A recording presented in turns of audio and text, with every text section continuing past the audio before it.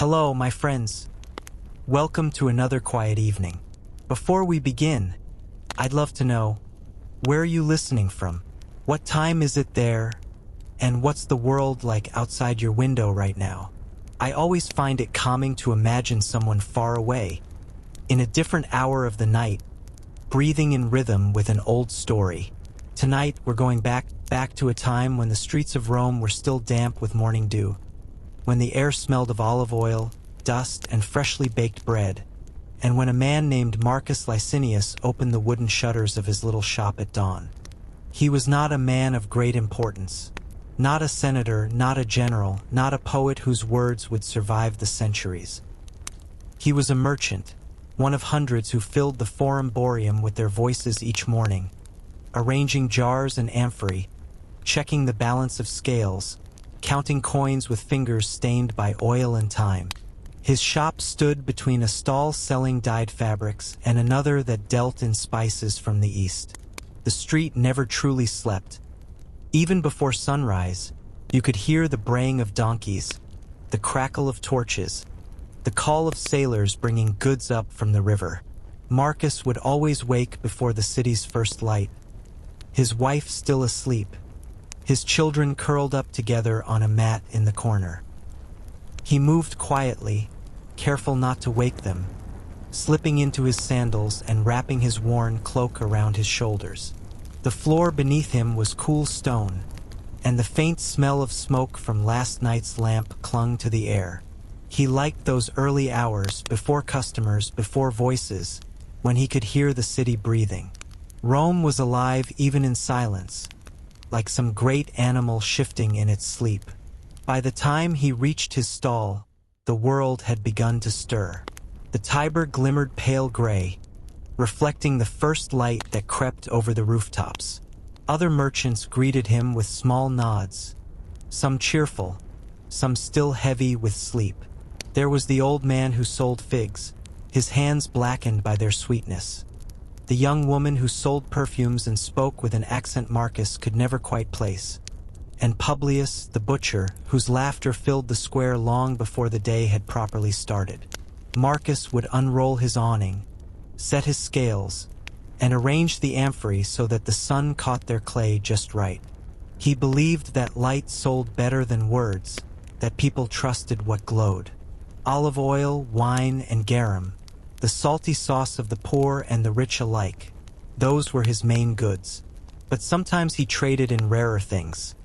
A jar of honey from Corsica, a basket of dates from Africa, a ribbon of purple cloth so fine that women would stop just to touch it. The first customers came early, cooks from noble households, servants sent to fetch ingredients before their masters awoke. They spoke in hurried tones, always glancing at the sky as if time itself was scolding them. Marcus had learned long ago to read people before they spoke. The way a man's eyes lingered on a product, the twitch of his fingers over a coin, these were languages older than Latin. He would adjust his tone, soften his words, and let the transaction feel like a small friendship. In the market, trust was worth more than gold. The air grew warmer as the sun climbed higher. The cries of vendors rose like birds, overlapping, rhythmic, almost musical. Rome's heartbeat was in its trade, in those endless negotiations and gestures. Marcus moved with the flow, calm, deliberate. He knew when to praise his oil, when to sigh and pretend to concede a discount, when to let silence sell better than speech. He had learned that people bought stories as much as they bought goods. So he gave them stories. About the farm where the olives were pressed, about the sailor who braved storms to bring the jars upriver, about the goddess Minerva who blessed honest hands. Sometimes he wondered if those stories were truer than the coins that clinked in his box. After all, a coin could be forged, but a story once told became part of memory, and memory, he thought, was the real currency of Rome. As the hours passed, the square grew crowded. You could smell everything at once. Meat roasting somewhere, fish laid on salt, bread cooling on wooden boards. Children ran between stalls, shouting, laughing, their feet dusty. The heat thickened, and flies began to hum. Marcus would pause for a moment, wipe his brow, and take a sip of water mixed with wine. His hands were rough, his nails darkened, but his eyes stayed bright. He loved this, the movement, the noise, the illusion that all of Rome's life passed through his little stall. He knew many faces, but only a few names. People came and went like waves, and he liked that too. It meant tomorrow would always bring someone new, a new bargain, a new story to tell. And somewhere, beyond the walls of his market, senators argued about taxes, soldiers marched toward distant frontiers, and poets recited verses no one would remember. But Marcus cared little for those things. His world was here, between the scent of oil and the murmur of customers, between the crack of scales and the gleam of copper coins. That morning, as he leaned against his stall and watched the sunlight pour into the market like honey, he thought, perhaps this is what the gods meant when they spoke of peace. Not silence, not wealth, not power, just the endless rhythm of buying and selling, of human voices rising together under the same sky. And as the day stretched onward, the city awakened fully. A living thing made of countless small lives, each beating in time with the others. Marcus smiled to himself and reached for another jar, ready for the next customer, the next story, the next little trade that would keep the great machine of Rome turning.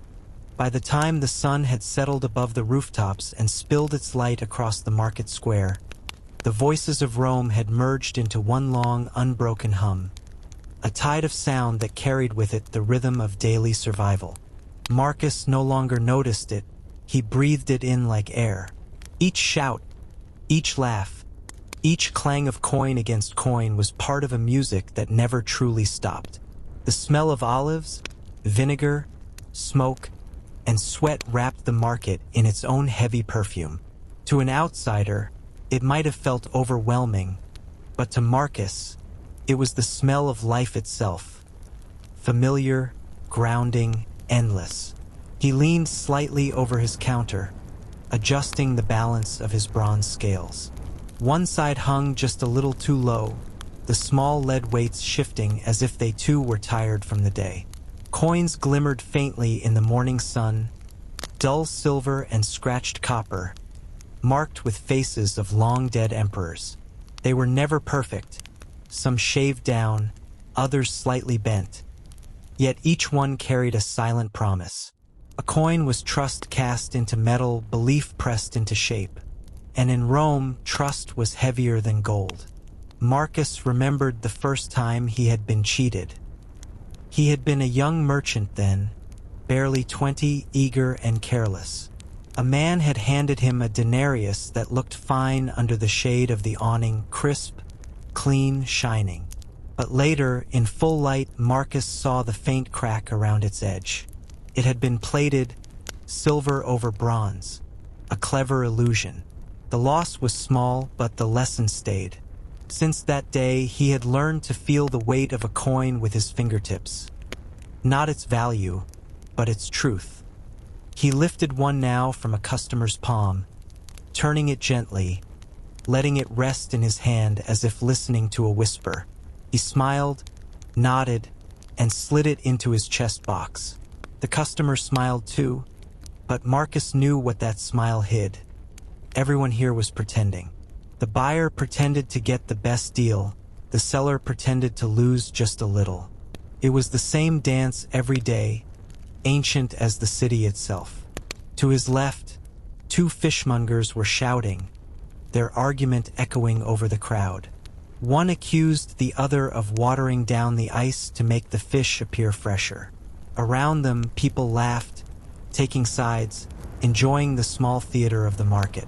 Marcus knew both men well. Tomorrow, they would share a jug of wine and curse the heat together, as if no insult had ever been spoken. That was how it worked. Business was war only until dusk. He called out to Publius, the butcher across the lane. Publius was slicing strips of meat with a blade so sharp it hissed through the flesh. His hands were huge, but his voice was soft, like a man who'd learned to handle both knives and children. "Short on change again?" Publius asked without looking up. Marcus chuckled. "Always. I think my coins have legs." Publius laughed, tossing a scrap of meat to a stray dog that had been circling his stall. "They walk fast when the tax collectors come." Taxes. The word alone could sour the air. Every merchant had his own way of dealing with them. Some paid, some hid, some paid half and smiled. Marcus tried to stay honest, not because he feared punishment, but because dishonesty left a taste in the mouth that wine couldn't wash away. Still, he had seen others ruined by sudden levies, their stalls seized, their goods auctioned off in the Forum. The empire was a hungry beast, and its appetite for coin never ended. A woman approached his stall, middle-aged, dressed in modest linen, her expression both polite and sharp. Marcus recognized her immediately, Julia, the wife of a local baker. She always began by complaining about his prices and always left with more than she planned to buy. "Your oil grows more expensive every week," she said, folding her arms. "And yet you still come to me," Marcus replied with a faint bow. "That must mean something." "It means my husband prefers yours," she said, but her mouth betrayed a smile. "How much for 2 amphorae? For you, I could say 10, but you'd say 8. So let's agree on 9 and pretend we both won." She sighed, shaking her head, though her eyes softened. "You always win, Marcus. Only when you come back," he said. They both laughed quietly, an exchange repeated countless times, the comfort of a familiar script. The trade was made, the coin changed hands, and Julia disappeared into the sea of people, her servant carrying the jars behind her. Marcus watched her go, wondering how many conversations in this city followed that same pattern. Small battles fought without bitterness, ending in mutual victory. Later, when the sun began to glare, Marcus retreated beneath the shadow of his awning. He shared a loaf of bread with the spice seller beside him, tearing it carefully, dipping each piece into oil and salt. Around them, deals were being made. Loud voices, promises, handshakes. But beneath it all, there was something deeper, something invisible. The constant exchange of trust, fear, pride, and hope. He thought of his father, who had traded in the same market decades before. The old man's hands had been twisted with age, but his eyes, Marcus remembered, could see through any lie. "A good merchant," his father once said, "doesn't sell oil or grain or cloth. He sells certainty. He sells the feeling that the world is stable for one more day." That idea had haunted Marcus ever since. Every coin he accepted was a small affirmation that life would continue tomorrow, that the streets would fill again, that the empire would not crumble overnight, that the gods still watched with quiet patience. He looked at the scales once more, their balance now perfect, their arms steady in the heat. Around him, the city pulsed, vast, hungry, eternal.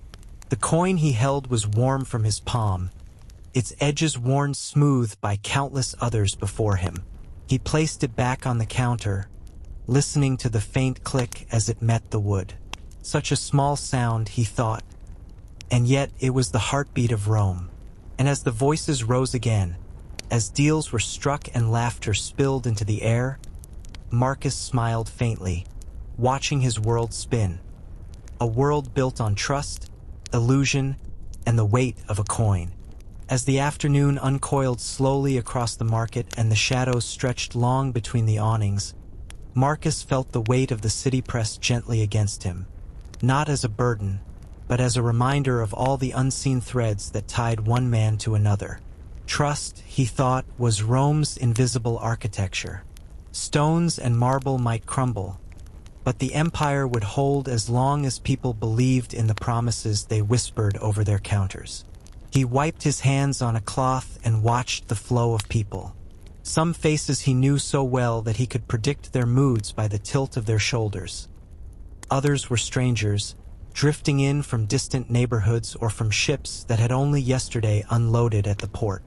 Yet even strangers carried the scent of familiarity, the shared understanding that in this place, among these voices, they would be treated fairly.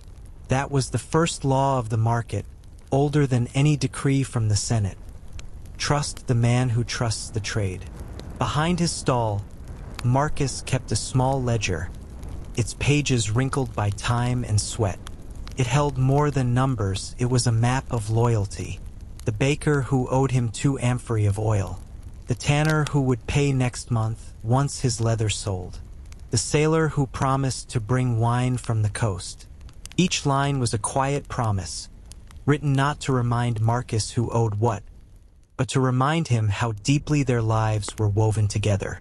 Sometimes, when the market was slow, Marcus liked to imagine those promises as thin golden threads, stretching across the city like a web. Each merchant, each craftsman, each family connected to another. One favor given today might return years later, in some unexpected form. That was how Rome truly worked, not through laws but through memory. He still remembered an afternoon years ago when a fire had broken out near the Forum. The smoke had rolled like a living thing, thick and gray, the air sharp with panic. Marcus had run with others to save what they could, jars, scales, coin boxes. And in that chaos, it wasn't soldiers or magistrates who held the line. It was the merchants, passing buckets, shouting names, protecting each other's goods as if their own lives depended on it. Later, when the smoke cleared and the ashes cooled, Marcus found one of his own jars of oil safely stored in the butcher's stall, untouched. No words were exchanged. The favor needed no acknowledgement. That night, as the market slept, Marcus had understood something simple and unshakable. Trust was the true currency of survival. Now, years later, the rhythm of that unwritten code continued. If a merchant fell ill, others covered his stall. If a sailor's cargo was delayed, friends lent him coin. No one asked for contracts or seals. The promise of one's word was enough, and breaking that word meant exile, not by law but by silence. No one would speak to you. No one would buy from you. In a city that thrived on sound, silence was the cruelest punishment. He watched a group of traders gathered near the fountain, laughing over some joke that rippled through their circle like wine spilling from a cup. Among them was Lucius, a cloth dealer who had once saved Marcus from ruin. It had been years ago, during a bad harvest when olive prices had collapsed. Marcus had been on the edge of losing everything. Lucius, without hesitation, had lent him a small fortune. No interest, no condition, just a quiet handshake beneath the stars. Marcus paid him back a year later, but even now, every time he passed Lucius's stall, he felt a quiet warmth, like a reminder that goodness still survived beneath the marble and greed. Sometimes he wondered if the gods themselves envied such human loyalty. Temples were built for awe, but trust, that was built by the hands of men. As the day moved on, a young man approached his stall. He was new, face tanned from travel, eyes bright with curiosity. His clothes marked him as someone from the coast, maybe a sailor or apprentice. He carried a small pouch and looked uncertain, as though the market's noise was heavier than he expected. "You sell oil, sir?" he asked, voice soft. "I do," Marcus said gently, "but you look like a man who carries salt in his blood." "From where?" "Ostia," the boy replied. "My uncle trades fish there. He said you might need new jars, stronger ones. I can bring them cheap." Marcus studied him. The boy's hands trembled slightly, betraying his nerves. He was young, desperate for his first deal. Marcus remembered himself at that age, the hunger to be believed. He smiled faintly. "I might need jars," Marcus said, "but what I need first is trust. Come back tomorrow. Bring 1 jar. If it's good, we'll talk." The boy nodded quickly, relief washing over his face. "Thank you, sir. I will." When he left, Marcus turned his gaze back to the crowd. Around him, hundreds of similar exchanges were taking place. Words, glances, tiny tests of honesty. Every handshake was a gamble, every smile a kind of prayer. He thought again of his father's words. A merchant lives or dies by what others believe of him. And Marcus knew that to be truer than any philosophy carved on temple walls. The sun began to dip lower, softening the noise, painting the stalls in amber. Marcus gathered his coins, counting slowly, feeling their edges press against his calloused fingers. He could almost hear the faint echoes of all the hands that had touched them before. Fishermen, farmers, slaves, senators. Trust passed from palm to palm, changing shape but never vanishing. As the shutters closed and the market exhaled its final breath for the day, Marcus lingered for a moment, leaning against the wooden post of his stall. The air smelled of dust and cooling stone. Somewhere, a flute played faintly from a nearby tavern. He smiled, thinking of the young man from Ostia, of Lucius, of the butcher who always shared his jokes, of the countless names written in his little ledger of promises. Tomorrow they would all return, and the web would tighten once more, invisible but unbreakable. And in that unseen weave of trust, debt, laughter, and labor, Rome would continue to breathe. Because in the end, Marcus thought as he turned to leave, what held the empire together was not its emperors, but the quiet belief of ordinary men that their words still meant something. By the next morning, the market stirred again like a living mosaic of sounds, smells, and movement. Marcus arrived before the sun, as always, feeling the familiar weight of anticipation settle over him. Today, he knew, would bring something different. A small caravan had arrived from the southern ports, and with it, the promise of goods he had never seen before. There was a subtle excitement in the air, a hum that ran beneath the usual clamor of vendors and customers. The cargo had come by sea, winding through the waves like a living thread from distant lands. Some jars carried wine dark as honeyed night, pressed from grapes ripened under foreign suns. Others held oils pale as morning fog, fragrant with herbs unfamiliar to the streets of Rome. Cloths dyed in purple so deep they seemed almost black, and ribbons embroidered with gold thread that shimmered as if catching light from some hidden sun. Each piece bore a story, carried over oceans by sailors with rough hands and tales of storms, piracy, and strange ports. Marcus ran his fingers along a newly arrived amphora.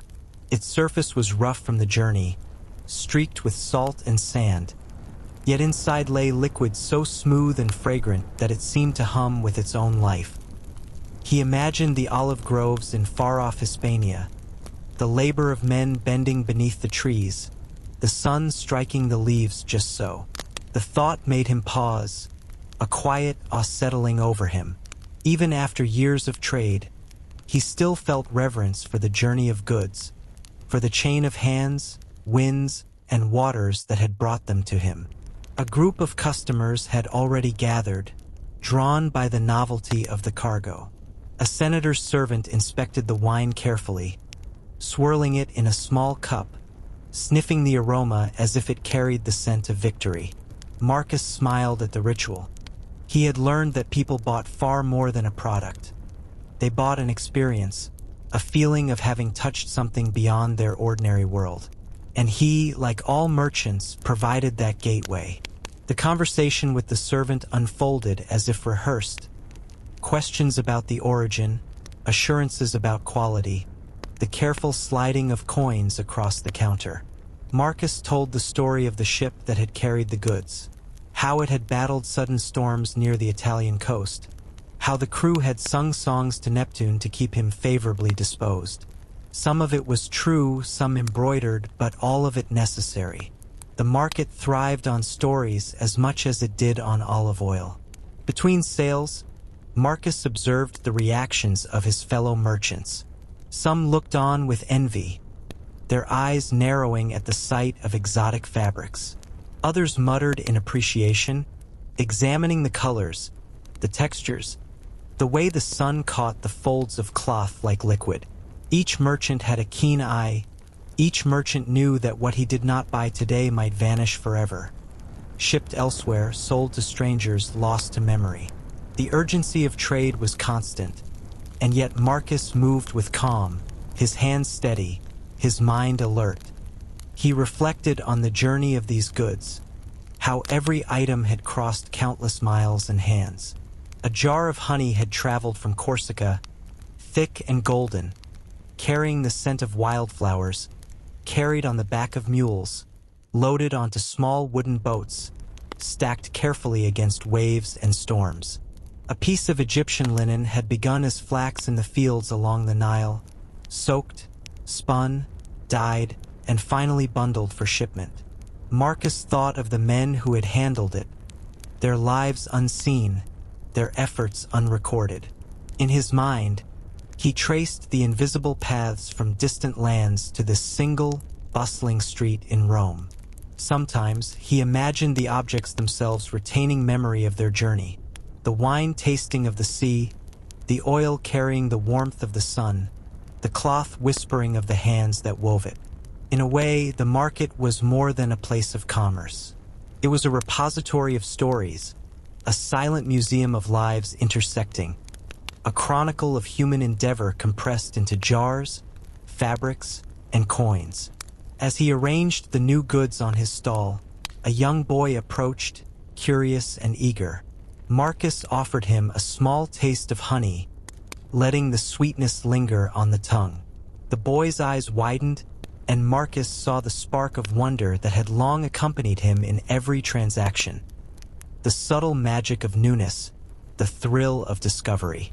In that instant, he realized that even in the repetition of daily trade, every day held moments that could surprise, delight, or teach. Across the square, other merchants whispered rumors of more exotic arrivals. Spices from India, rare fish preserved in salt, silks dyed with the blood of mollusks. Marcus smiled inwardly, knowing that the story of goods from afar was endless, a river without banks. Each shipment brought a new chapter, a fresh thread to weave into the tapestry of the market. By midday, the crowd had thickened, and Marcus worked with a calm intensity, balancing coins, gestures, and conversation. Each trade was a performance, each interaction a test of perception, memory, and trust. A woman bartered over the price of wine, her laughter ringing across the market. A young man debated the quality of fabric, twisting it in his hands. Marcus guided each interaction with care, aware that his reputation, his small ledger of promises, and the network of trust he nurtured depended on his attentiveness. Even as the sun climbed higher and the heat pressed down on the city, he felt the vitality of distant lands flow through his stall. The smell of olives from Spain, the tang of Egyptian flax, the sharpness of far-off spices, all mingled into a single, intoxicating scent of possibility. Trade was more than livelihood. It was a bridge between worlds, and Marcus was its keeper. As the afternoon waned and the golden light softened the square, he allowed himself a moment to lean against his stall and breathe. Rome was vast, loud, and relentless. Yet in this small corner, surrounded by amphorae and bolts of cloth, he felt connected to every corner of the world. Every coin that passed through his hands carried a fragment of the distant lands from which it had come, and every story he told linked him, invisibly, to those he had never met. And as he prepared to close his stall for a brief rest before the evening rush, He thought once more of the invisible threads stretching across seas and mountains, across hands, voices, and lives. In the network of trade, Marcus knew, one man's diligence and honesty could ripple outward, unseen but powerful, tying distant lands together with a fragile yet enduring bond. By late afternoon, the market had become a living mosaic of faces, each carrying its own rhythm, expression, and story. Marcus leaned against the edge of his stall, observing the ever-shifting tide of humanity as if reading a book written in gestures, glances, and posture. There were hundreds of them. Servants, laborers, patricians, soldiers, foreigners. Yet each face seemed distinct, each presence a tiny world in itself. He knew them all in a way that was almost instinctive. The cook from the noble household always arrived with eyes narrowed slightly, calculating, hands flicking coins as though weighing not only their value but the intention behind them. The young soldier came for oil and bread, his gaze wandering nervously between stalls, unsure where the fair price lay. Even the women, draped in linen and jewelry, spoke volumes in the curve of their lips, the tilt of their head, the subtle flicker of impatience or curiosity. Marcus learned to interpret all of it, a skill as vital as the scales he used to measure his goods. A man in a worn cloak approached his stall. His face was lined, eyes dark and careful, his hands shaking slightly as he fingered a small pouch. Marcus recognized him immediately, a traveling merchant from the eastern provinces. He had arrived before, bringing rare spices and dried fruits, always respectful, always calculating. "Good day, Marcus," he said, voice low, careful. "And to you," Marcus replied, inclining his head. "What have you brought this time?" The man opened his pack with deliberate slowness, revealing small vials of crimson and amber powder. The scent was sharp, foreign, reminding Marcus of a desert sun, of sand and distant winds. "Saffron," the man said, "from Cappadocia, a small batch, rare this season." Marcus handled the vials gently, aware of their value not only in coin but in trust. One wrong word, one false gesture, and the delicate network connecting them could unravel. He offered the man a small cup of wine, poured carefully from his freshest amphora, a gesture of respect. It was a silent language, these small courtesies, and the merchant understood it instantly. A nod, a brief smile, a shared understanding, and the deal began. Around him, other customers moved in their endless patterns. Children ran between stalls, their voices shrill and delighted, their hands sticky with honey and fruit. A patrician woman examined a roll of fabric with delicate fingers, whispering with her attendant as if the cloth held secrets meant only for the elite. Marcus watched her closely, noting the subtle tension in her jaw, the way her eyes flitted from color to color. He knew exactly how to guide her attention, how to let desire take root before the final question of price. Even the beggars were part of the tapestry.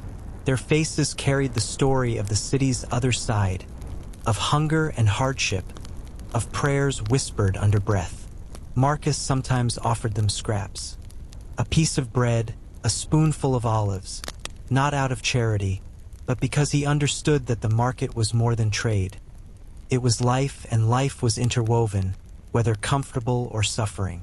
A young boy approached hesitantly, clutching a small coin. His eyes were wide, bright with the innocence and audacity of youth. Marcus knelt slightly, placing a hand gently on the boy's shoulder. "What do you seek, little one?" he asked softly. "The bread, sir," the boy said. "Just a small piece, for my sister." Marcus smiled, handing him a loaf wrapped in cloth, soft and warm. "Then she shall have it," he said. The boy ran off, disappearing into the crowd, leaving Marcus with a faint echo of laughter and gratitude that lingered longer than any coin could. It was in moments like this that Marcus remembered why he persisted in the routine, why he returned each day to the same stalls, the same scales, the same hum of voices. Trade was not only about profit. It was about connection, about reading the faces that told more than words ever could. A glance could reveal impatience, curiosity, desire, fatigue, or cunning. Every gesture was a thread, and Marcus had spent decades learning to weave them into understanding, into harmony, into something like order amidst the chaos. A group of sailors approached next, their skin bronzed from the sea, their hands calloused, their eyes bright with stories of storms and distant ports. Marcus greeted them warmly, offering jars of oil and wine, trading questions about the waves and winds, about merchants in Ostia and the length of their journeys. He listened carefully, storing every detail, for the market was not only a place of goods, but a repository of knowledge.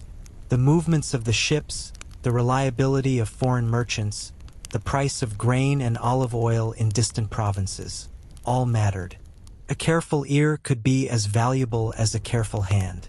By mid-afternoon, the crowd swelled, and Marcus moved seamlessly among them, weighing, measuring, speaking, gesturing, smiling. His senses were alive to every nuance. The faint tremor of a hand reaching for coin, the hesitation in a question about price, the eagerness of a first-time buyer.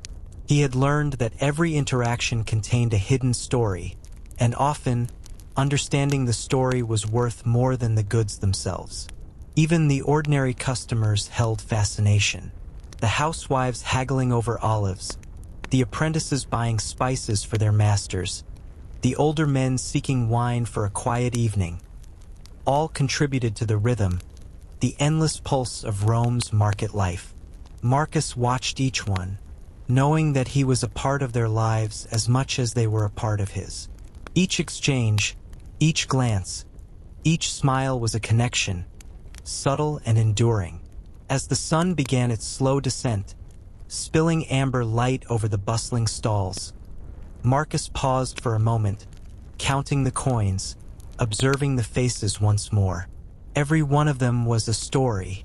Every one of them was a thread in the tapestry he had spent decades weaving. And in that web of connections, trust and observation, the life of a merchant unfolded, not just as a career, but as a quiet art, a rhythm in the grand, ceaseless song of Rome. By the time the sun had climbed high above Rome, the market became a furnace of light, sound, and movement. Heat radiated off the stone streets, mingling with the scents of roasted meats, olive oil, sweat, and dust. Marcus stood under the partial shade of his awning, feeling the warmth soak through his cloak and seep into his bones. It was oppressive, relentless, yet familiar, as though the city itself had a pulse that beat stronger when the sun pressed down. The midday air carried a peculiar weight. Voices seemed to stretch lazily, footsteps dragged across cobblestones, and the city exhaled slowly. Merchants paused in their routines, leaning against their stalls, wiping brows with cloths streaked with oil and dirt. The crowd thinned in the hottest hours, leaving only the determined and the desperate, those who had errands too important to delay or coins too urgent to guard. Marcus, however, welcomed this interval of semi-calm. It allowed him to observe the market in its most raw form, the hidden strategies, the silent competitions, the subtle shifts in posture and glance. He reached for a small jug of wine and poured a sip into a cup, tasting the rich, slightly bitter liquid.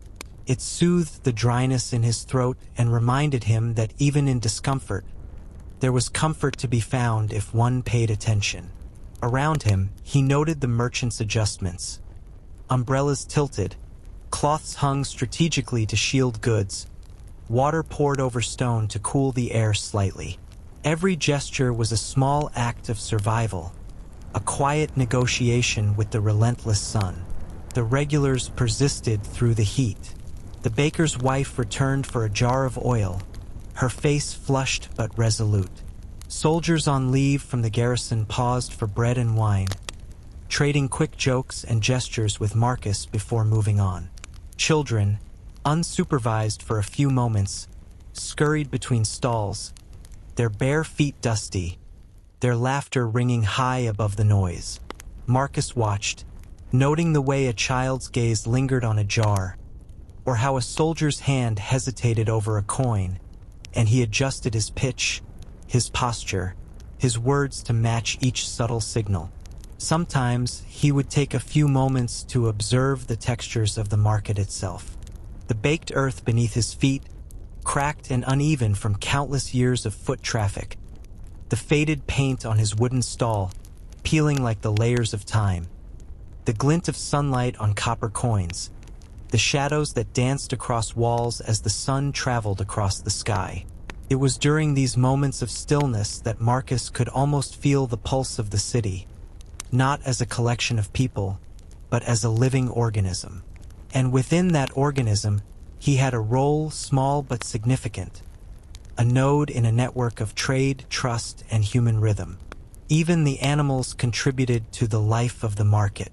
Donkeys brayed, dragging heavy loads. Dogs trotted between legs and stalls, sniffing for scraps. Birds wheeled overhead, their cries piercing the heat like tiny trumpets.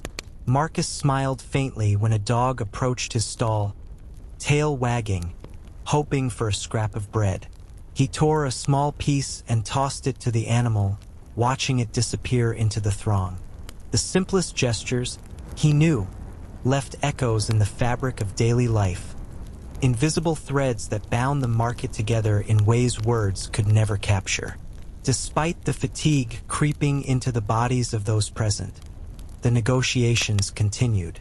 A young woman argued over the price of honey, her voice steady, her gaze firm. A man from Ostia haggled over a bolt of linen, turning it in his hands as if weighing the threads against his purse. Marcus navigated each interaction carefully, offering just enough concession to satisfy, but holding firm enough to protect his own margin. Every trade was a delicate dance of perception, timing, and subtle persuasion. He thought of his father again, who had once described the market as a battlefield without blood, a place where skill, patience, and observation mattered more than force. Marcus understood now what his father had meant. The noon heat was a test, a challenge to stamina, a measure of attention, a reminder that survival required more than just strength or cleverness. It required an understanding of rhythm, an awareness of people, a sensitivity to the small cues that often went unnoticed. The sun continued its relentless arc, pressing down upon Rome with golden insistence. Yet amidst the heat, Marcus found a kind of clarity. The patterns of human behavior became sharper, more visible. The traders' whispers, the subtle exchanges of eye contact, the tiny hesitations, all were signals to be read, understood, and acted upon. In the heat, the market's true texture revealed itself, not merely as a place of goods, but as a living network of relationships, negotiations, and survival. By mid-afternoon, Marcus's energy waned slightly, but he moved with the precision of experience. Each hand of coin, each gesture of trade, each smile or frown, was part of an intricate choreography he had been perfecting for decades. Even in the sweltering sun, the market demanded vigilance, attentiveness, and respect, and Marcus gave all three, quietly, steadily, like a man keeping time with the heartbeat of Rome itself. And when a gust of wind finally swept across the square, carrying with it the mixed scents of the city, salt, smoke, oil, bread, Marcus paused to inhale deeply. The heat, though oppressive, was not merely discomfort. It was a presence, a constant reminder of life's weight, persistence, and vitality. In the noon heat, he thought, the market was revealed in its purest form. A test of endurance, a stage for human subtlety, and a mirror of the endless pulse of the city that never truly rested. As the sun began its slow descent toward the horizon, casting long amber shadows across the market, Marcus felt a familiar relief wash over him. The hour when the public frenzy would fade, when the city's heartbeat slowed and the market began to reveal its hidden life. Behind the clamor, beyond the stalls, behind walls and awnings, a quieter world existed. A world where deals were whispered, ledgers balanced, and the unseen mechanics of trade held firm. This was the life of the market that few outsiders ever glimpsed, a realm of careful calculation, memory, and subtle strategy. Marcus stepped back from his stall, wiping his hands on his worn cloth, and allowed his gaze to travel along the narrow alleys and wooden corridors that wound between the blocks of shops. Merchants slipped behind curtains to count coins in secret, scribes recorded debts in dim light, and apprentices carried small crates of goods, whispering hurried instructions. Here, the hustle of the morning and the chaos of the midday sun softened into a rhythm almost meditative, though no less vital. He moved to his small storeroom, tucked behind the stall, and carefully opened the chest that held his coins and valuable ledgers. It was a simple box of oak, worn smooth by decades of handling, yet within it lay the foundation of his entire enterprise. Each coin, each note of debt, each small document represented relationships built and tested over years. Marcus traced the lines of writing with his finger, remembering the faces that had lent him trust, the hands that had passed these coins, the promises that had been kept or broken. The walls behind the market were alive in their own way. Thick and rough, they bore the marks of countless trades, of repeated passage, of the city's breath pressing in through cracks and seams. Sometimes, Marcus imagined the walls as silent witnesses, recording not only the tangible exchanges of goods and money, but the intangible ones: gestures, promises, secrets. A whispered word, a subtle nod, a gentle threat. All these left impressions, like faint scratches in the stone. From the shadows, merchants occasionally emerged to negotiate matters they could not air publicly. A rare shipment of saffron from the east might require a private agreement, a deferred payment, or a discreet exchange of coin under the table. Marcus had participated in such transactions many times, learning that discretion was as valuable as honesty, and timing as precious as gold. The rules were unwritten but strict. No one could betray a confidence without risking isolation, which in the market was equivalent to ruin. Apprentices, often eager yet inexperienced, buzzed around, carrying messages between stalls, stacking amphorae, or tallying notes in tiny notebooks. Marcus watched a boy carefully move jars of oil, correcting him gently when his weight distribution threatened a spill. He remembered his own apprenticeship, the long hours, the patient observation, the minute attention to the details that would later define competence. Behind the walls, Marcus was both teacher and guardian, ensuring the flow of goods and the steadiness of trust remained uninterrupted. Sometimes, late in the afternoon, when the sun dipped low enough to touch the walls with a gentle glow, small gatherings formed behind stalls.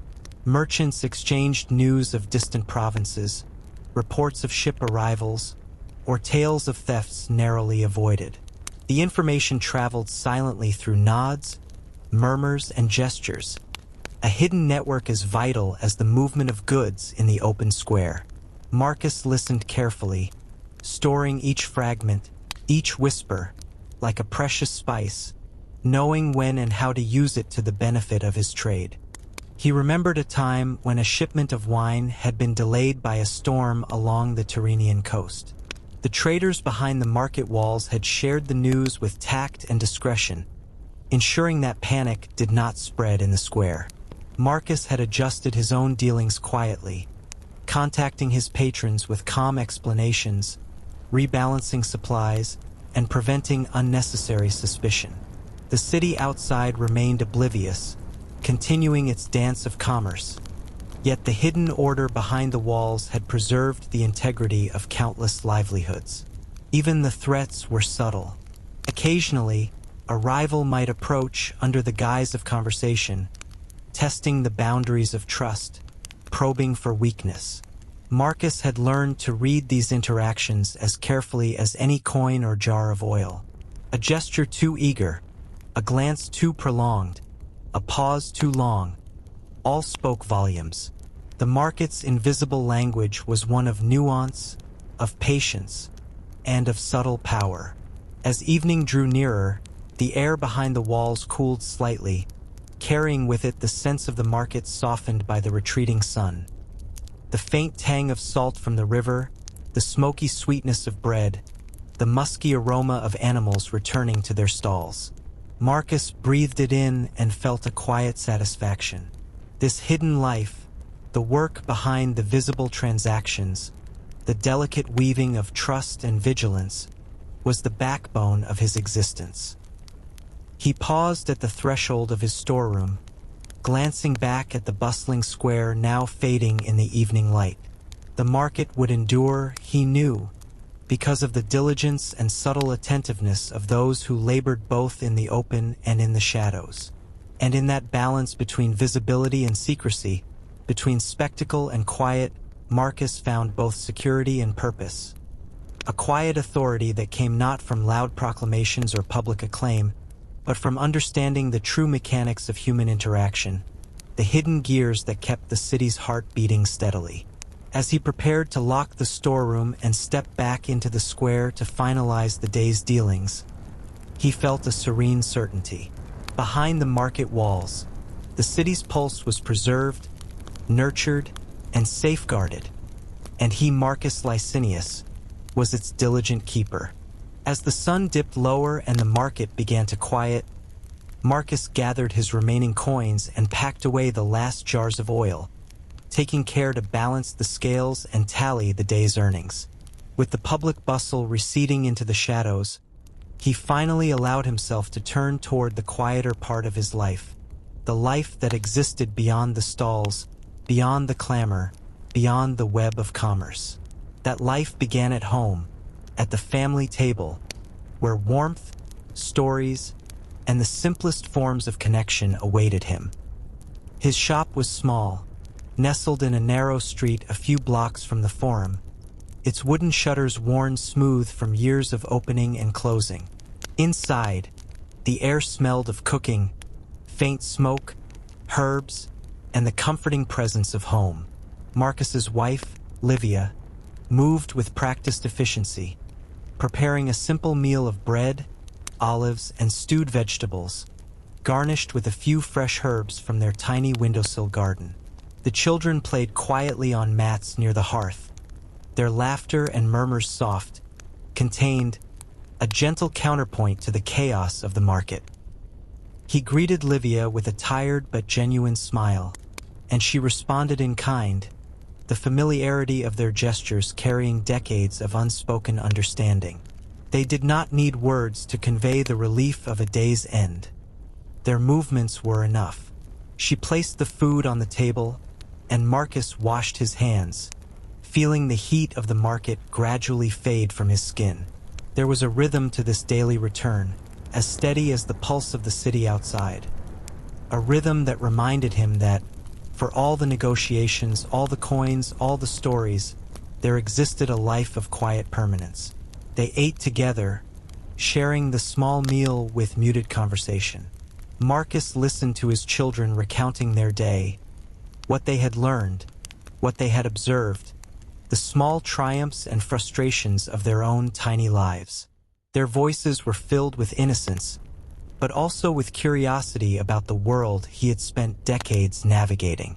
He offered gentle guidance, anecdotes from his own experiences, careful lessons woven seamlessly into their stories.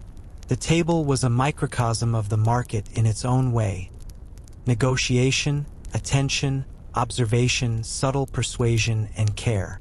Livia often spoke of neighbors, of small domestic arrangements, of borrowed goods or favors, and Marcus listened attentively. These were the exchanges of private life, as delicate and important as those in the public sphere. The family table was a place where trust was absolute, yet even here attentiveness mattered. A careless word could cause small misunderstandings. A gesture, a look, could carry reassurance or concern. Marcus had learned to balance his attention between past transactions and the present, between the world of commerce and the world of home. Sometimes he shared stories of the market. Not the numbers, not the contracts, but the human rhythms, the small moments that left lasting impressions.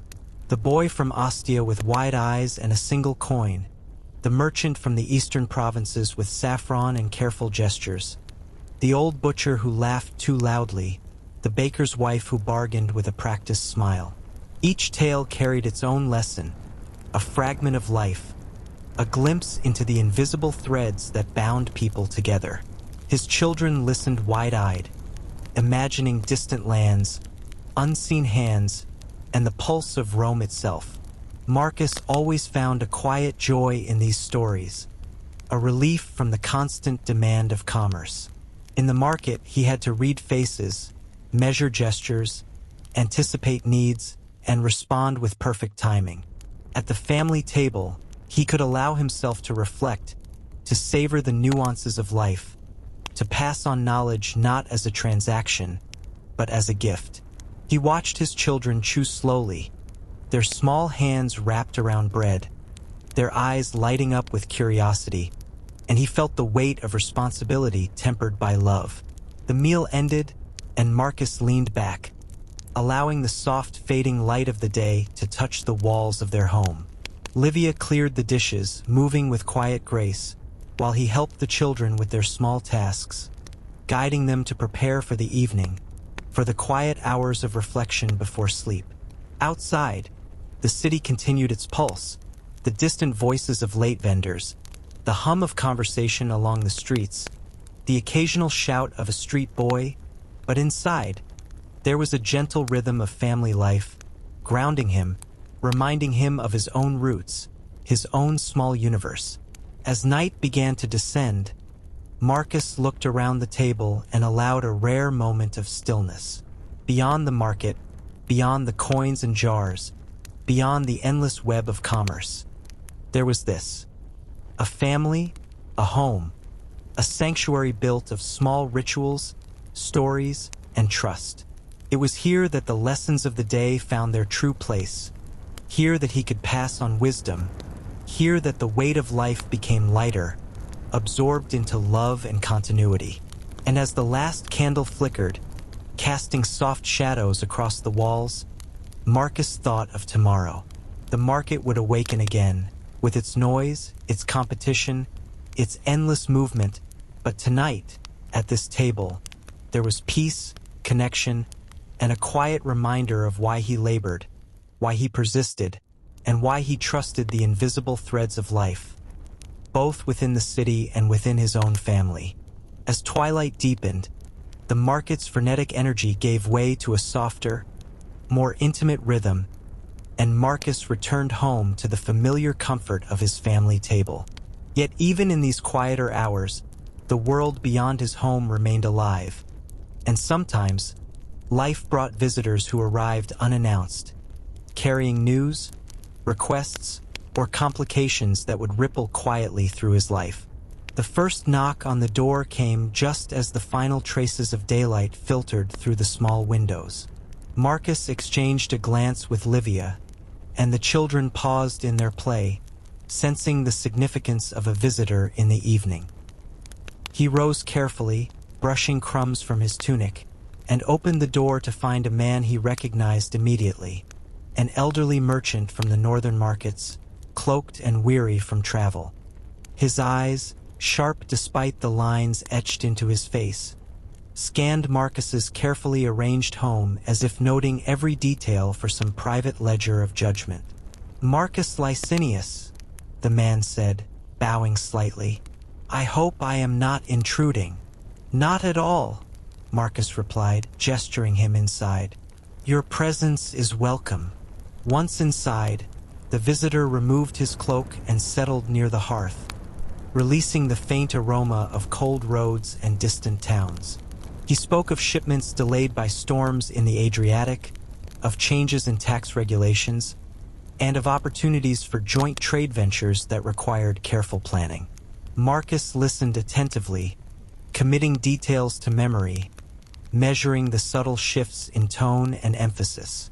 Every word mattered, every hesitation or inflection a potential clue about the intentions behind them. These evening visits were a delicate dance. Unlike the open negotiations in the market, they relied on quiet observation, discretion, and the tacit understanding of shared responsibility. A misstep could disrupt relationships, damage trust, or invite suspicion. Marcus understood that these moments were as crucial as any daytime transaction, and he approached them with the same meticulous care he applied to his scales and coins. While the men spoke, Livia moved silently through the small home, bringing warm cups of wine and bread, ensuring that hospitality softened any tension. The children, curious but respectful, sat nearby, listening to fragments of conversation they could not fully understand but felt nonetheless. Marcus watched them, noting how even in silence, the youngest members of the household absorbed the lessons of observation, patience, and discernment. The northern merchant recounted a story from his travels.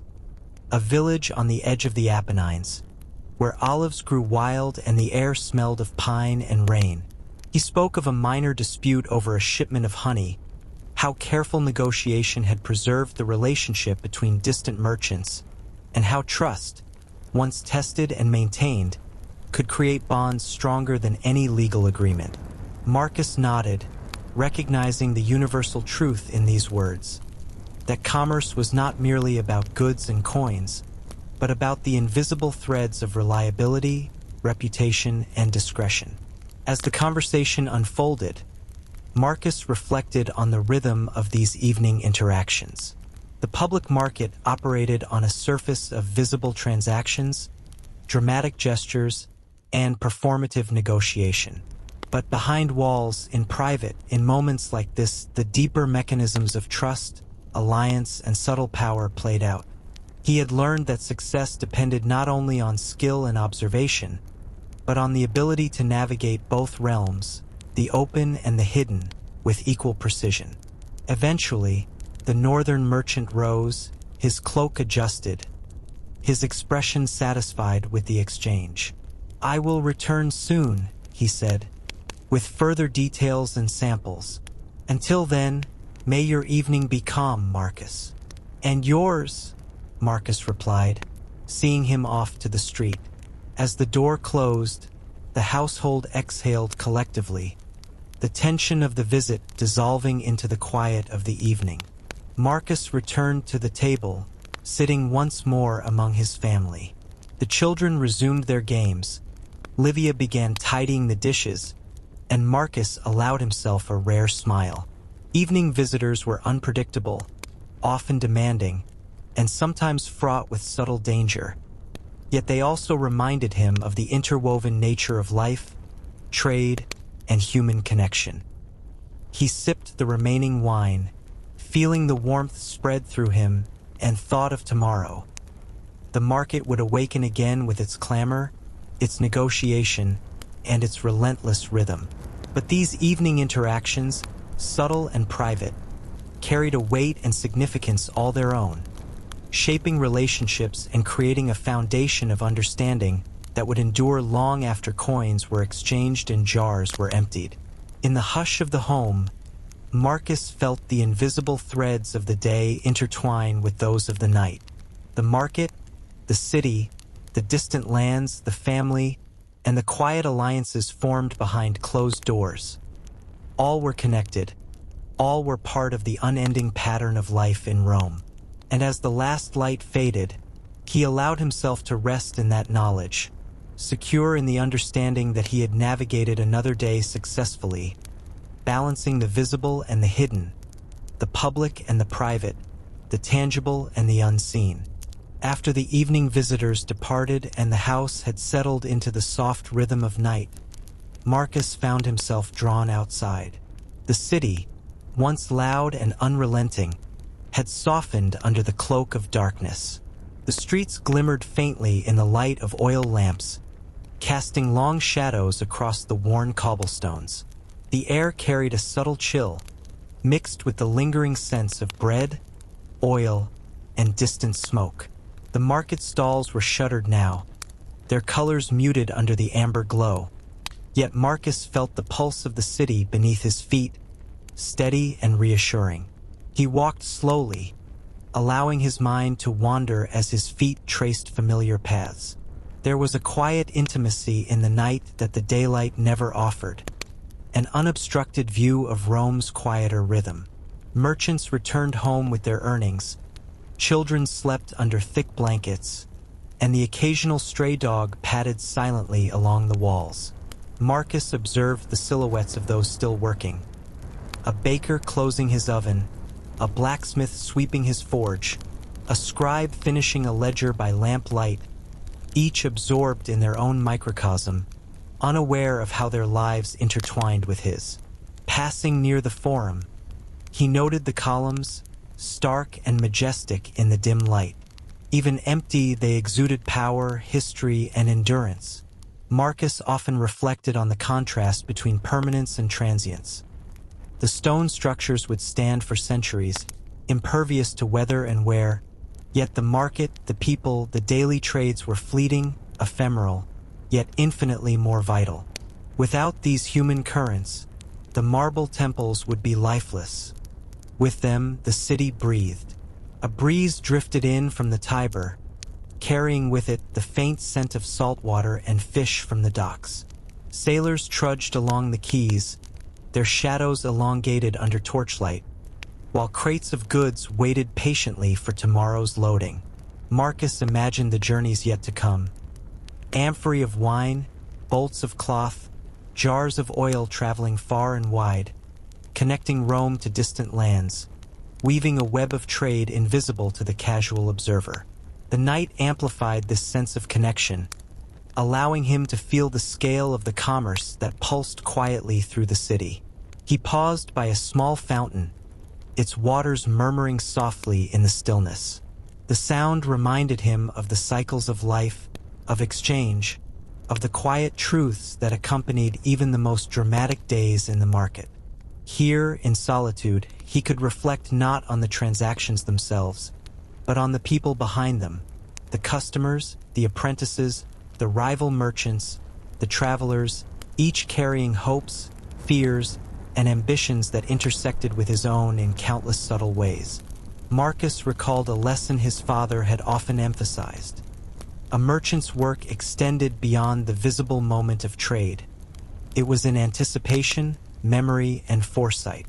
Walking these streets at night, he mentally retraced the day's interactions, noting gestures, promises, hesitations, and expressions. Each detail, no matter how slight, became part of a map he carried in his mind, a map of trust, loyalty, and human behavior. He thought again of his children and Livia, waiting for him back home, and of the market that would awaken with the dawn. Each thread, family, trade, city, distant lands, wove into a pattern he could not fully see but could sense, tangible in its influence on his decisions, his actions, his rest. The night walk was more than reflection. It was preparation, a quiet rehearsal for the challenges and opportunities that tomorrow would bring. As he turned back toward his street, the shadows stretched and contracted with the lamp light, the city exhaling gently in the cool night air. Marcus felt a profound sense of continuity. Every step he took connected him not only to the physical streets but to the invisible currents of human interaction that flowed through Rome. He was part observer, part participant, a quiet navigator of lives and fortunes. When he returned home, the soft glow of the hearth greeted him, children's breathing even and steady, Livia's presence calm and grounded. Marcus allowed himself a final moment of reflection, the night walk's impressions settling into memory. The city would sleep, yet its pulse continued beneath walls, stones, and shutters. And he, Marcus Licinius, had walked among it, absorbing its rhythm, anticipating its currents, and finding his own place within the endless web of life, trade, and human connection. Before dawn, the city of Rome stirred in hushed whispers. The streets were mostly empty, except for the occasional clatter of a cart on cobblestones or the soft shuffle of a baker making the first rounds to prepare bread for the day. Marcus rose with practiced precision, his body attuned to the rhythms of life that began before the sun had fully risen. There was a serenity to these early hours, a calm that existed only in anticipation of the coming day, when the chaos of the market would once again erupt. In his modest home, Livia moved quietly, preparing a simple breakfast of bread dipped in honey and a few olives, while the children still slept, their breaths even and calm. Marcus washed his hands, brushed the remnants of sleep from his eyes, and considered the day ahead. Every morning, there was a familiar mixture of excitement and calculation, a weighing of priorities, an assessment of goods, a mental rehearsal of potential interactions. He dressed carefully, choosing a tunic that had become soft and pliable from repeated wear, paired with a cloak that offered both protection from the chill of early morning and a subtle presentation of respectability. Appearance mattered even before the crowd gathered. Merchants were judged as much by their bearing as by the quality of their goods. Marcus understood this instinctively. Trust and credibility were conveyed silently, in posture, gesture, and tone, long before any words were spoken. At the stall, he began methodically arranging the goods for display. Jars of oil gleamed in the dim morning light, fabrics were unfolded to reveal their subtle patterns and textures, and amphorae were stacked with care, forming a balanced tableau that drew attention without appearing forced. Marcus observed the first glimmers of dawn filtering through the streets, reflecting off polished surfaces, casting long shadows that highlighted the careful placement of his merchandise. Every detail mattered. Even the smallest oversight could create confusion, delay, or diminished appeal. As he worked, he rehearsed the day in his mind. He remembered the faces of regular customers, the baker's wife, impatient but fair, the young soldier, cautious yet eager, the elderly senator's servant, whose questions were precise, almost probing. Marcus considered how he would greet each, how he might frame certain goods to appeal to their tastes or desires, and how he would navigate the inevitable negotiations. Trade, he knew, was a mental exercise as much as a physical one, requiring anticipation, strategy, and observation. The city outside slowly came alive. Distant voices rose, carts rattled over stones, and the first signs of morning chatter began to weave into the air. Traders from other districts approached, some familiar, others strangers, each carrying with them possibilities and competition. Marcus welcomed both, recognizing that every interaction, whether transactional, informative, or casual, contributed to the broader pattern of commerce. The market was an ecosystem, and he had learned to understand its flows, currents, and subtle balances. A light breeze carried scents of bread baking, of smoke from hearths, and of dew on stone. Marcus inhaled deeply, letting the mixture settle into his senses. The market, in these first quiet hours, held a promise that no coin could quantify. The promise of discovery, connection, and influence. Each morning, the stalls transformed from mere arrangements of goods into stages of performance, where skill, patience, and perception determined outcomes as much as reputation or wealth. Apprentices began to arrive, youthful and eager, their hands trembling slightly as they carried crates of goods or tallied notes in small notebooks. Marcus greeted them, offering instructions with calm authority, correcting minor mistakes with gentle patience. Their energy was useful, their curiosity contagious, but it also required careful guidance. A misstep could cascade into error, affecting sales, trust, or the flow of the day. Marcus understood that teaching was part of his responsibility, shaping not only the goods, but the minds and instincts of those who would follow him into this intricate world. By the time the first customers arrived, Marcus's stall was prepared meticulously, each item positioned to catch the eye and invite interaction. The morning light grew stronger, illuminating colors, textures, and patterns with a brilliance that would fade as the day progressed. The market's pulse quickened, subtle at first, then gathering momentum as more merchants set up, more buyers approached, and the rhythm of trade began to dominate the city once again. Marcus took a moment to center himself, recalling the lessons of countless days past. Patience, attention, anticipation, and respect for the unseen forces that guided human behavior. In this quiet, preparatory hour, he found clarity, balance, and readiness. The day would be demanding, filled with negotiation, observation, persuasion, and unexpected challenges. Yet in the repetition, the ritual, and the rhythm, there was a subtle joy, a sense of mastery, and the quiet satisfaction of a life lived fully in engagement with the currents of commerce, community, and human connection. By the time the sun crept fully above the rooftops, the first buyers appeared, moving deliberately through the rows of stalls like explorers charting familiar terrain. Their footsteps echoed softly against the cobblestones, carrying the anticipation of early trade, the small, almost imperceptible excitement that accompanies those who rise before the masses to secure the best goods. Marcus watched from his stall, attuned to every motion, gesture, and expression, knowing that the earliest interactions often set the tone for the entire day. The first to approach was a middle-aged woman, a regular known for her keen eye and sharp mind. She moved with an economy of motion, her hands brushing lightly over jars of oil and amphory, testing weight and texture with practiced subtlety. Marcus greeted her with the customary bow and measured smile, a careful performance of familiarity without over-familiarity.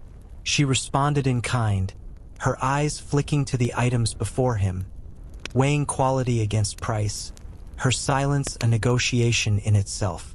"Good morning, Marcus," she said finally, her voice calm but deliberate. "I need oil for the household and perhaps some fresh bread. Are there any new shipments today?" Marcus inclined his head, eyes briefly scanning the jars. "Fresh from the olive groves to the north," he replied. "The harvest was bountiful this week. The aroma is strong, the texture smooth. I think it will suit your needs." Her gaze lingered for a moment, considering the claim and the subtle cues in his posture. The way his hands rested lightly on the nearest jars, and the faint but confident smile. Marcus knew that trust, even in these small interactions, was fragile. A slip of tone, a hasty gesture, or an inattentive glance could diminish credibility.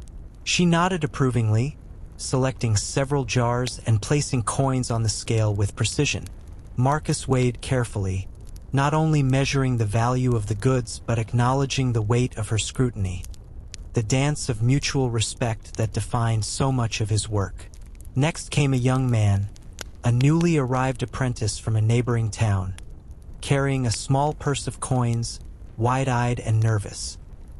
He hesitated at the stall, his gaze darting between jars of honey, amphory of oil, and the older merchant's steady demeanor.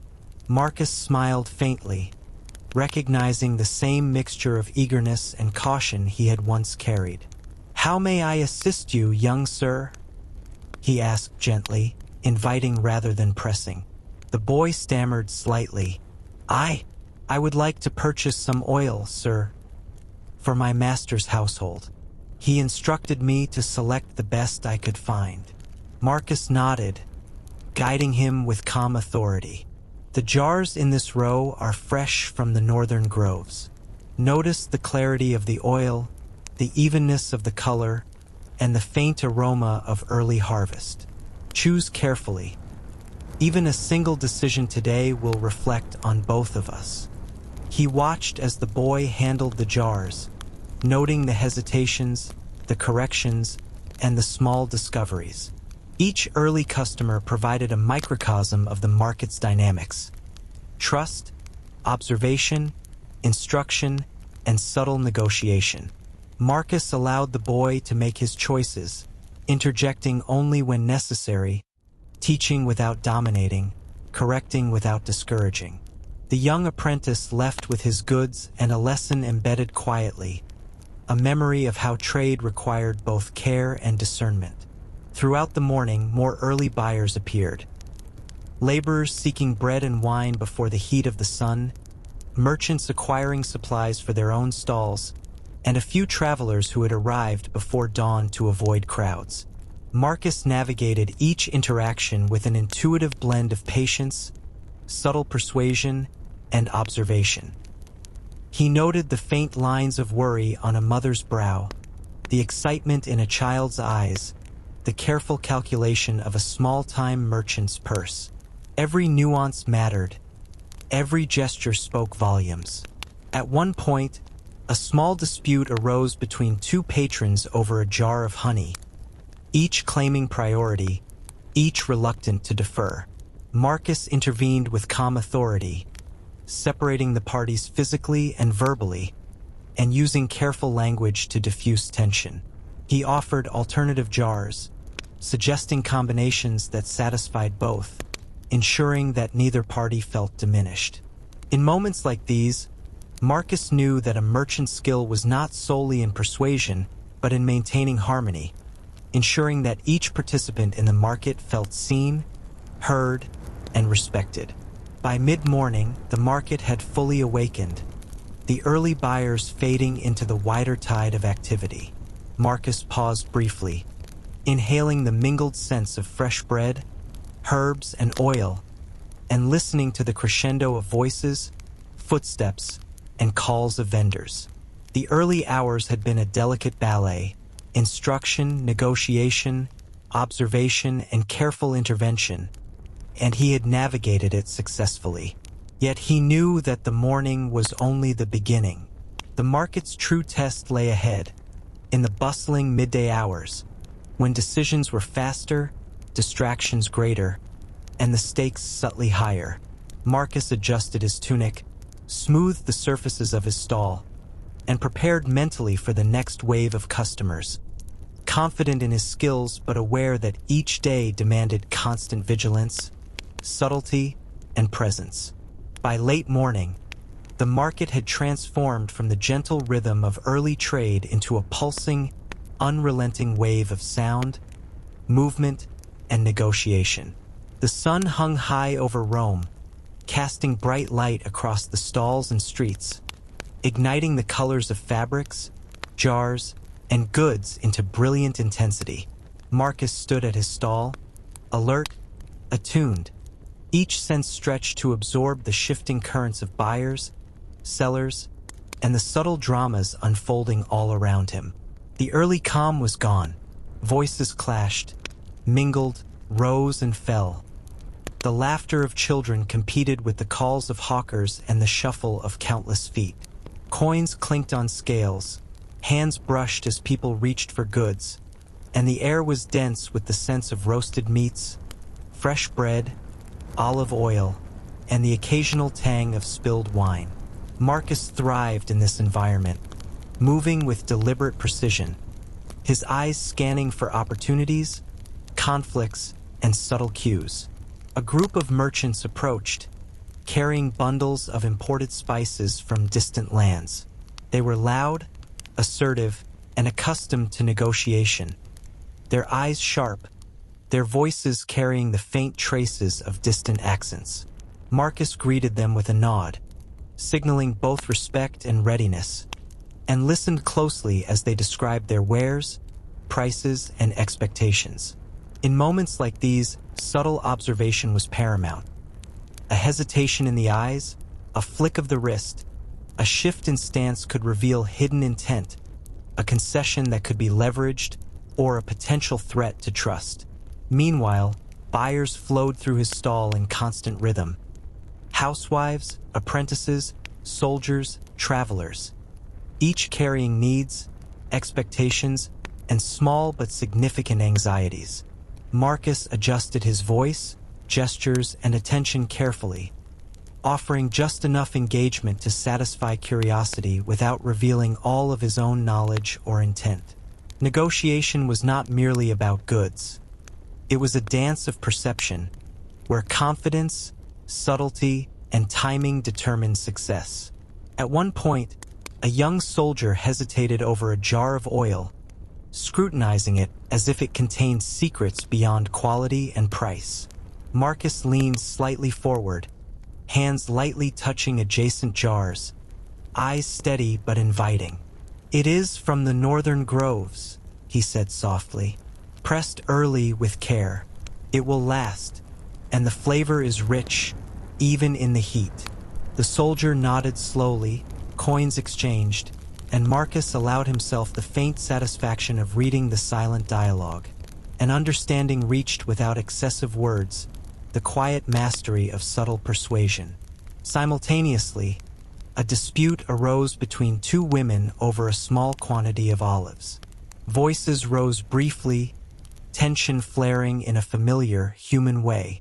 Marcus moved smoothly between them, offering an alternative selection, complimenting both on their discernment and subtly shifting their attention. Within moments, the conflict had resolved, leaving smiles in place of scowls, and trade continuing uninterrupted.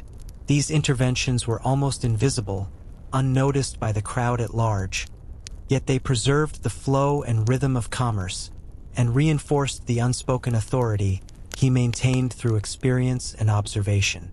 The midday sun beat down relentlessly, making the heat nearly oppressive, yet Marcus felt alive in the challenge. Each interaction, each glance, each fleeting hesitation was a thread in the tapestry of the market, and he navigated it with patience, memory, and anticipation. Apprentices moved swiftly, carrying small crates or tallying coins, their energy essential yet needing constant guidance. Marcus corrected missteps gently, training them not just in mechanics but in observation, teaching them to read human behavior as he had learned to do. A traveling merchant from the east arrived, his presence stirring curiosity and subtle excitement. He offered rare spices and small vials of red and amber powders, their aromas sharp and unfamiliar. Marcus greeted him with respect, understanding the delicate balance required in trading such prized goods. Words were exchanged carefully, gestures measured, the unspoken agreement that trust, once established, was more valuable than immediate profit. A deal began to take shape, intricate and slow, each step ensuring both parties maintained dignity, respect, and the possibility of future collaboration. Through it all, Marcus maintained a keen awareness of the larger picture. The flow of the crowd, the subtle changes in temperature and scent, the intermittent shouts of hawkers, the laughter and cries of children. All these created a living environment in which trade occurred. He could sense the invisible currents, which buyers were likely to be swayed, which merchants were bluffing, which disputes might escalate. This intuitive understanding, honed over decades, allowed him to operate not merely reactively, but proactively, shaping interactions while remaining attentive to chance. By mid-afternoon, sweat streaked his brow, but Marcus did not pause. Each moment demanded vigilance. The midday rush was the crucible of the market. Speed, attention, subtlety, and endurance combined to test skill and patience. A misplaced word, a misjudged expression, a delayed gesture could cost more than coins. It could erode trust, damage reputation, or disrupt fragile alliances. Marcus moved with confidence, his presence both reassuring and authoritative, maintaining order and extracting opportunity from chaos. As the sun began its slow descent toward the west, the intensity of the midday wave ebbed, leaving behind the residue of human interaction. Satisfied buyers, resolved disputes, successful trades, and the faint buzz of stories, rumors, and small victories spreading among the crowd. Marcus allowed himself a brief moment to breathe, acknowledging the skill and endurance required, appreciating the quiet triumphs that would largely go unnoticed by the masses. In the heat of the midday rush, Marcus had reaffirmed what he knew to be true. The market was not merely a place of goods and coins, but a living network of human behavior, subtle signals, and intricate negotiation. And in this living organism, he moved with experience, patience, and awareness, weaving a path through the endless tide of life, commerce, and connection that defined his existence. As the sun began its slow descent, casting long shadows across the market streets, the relentless intensity of the midday rush gradually eased. The clamor softened, voices lowered, and the tide of buyers thinned, leaving behind a quieter, more contemplative rhythm.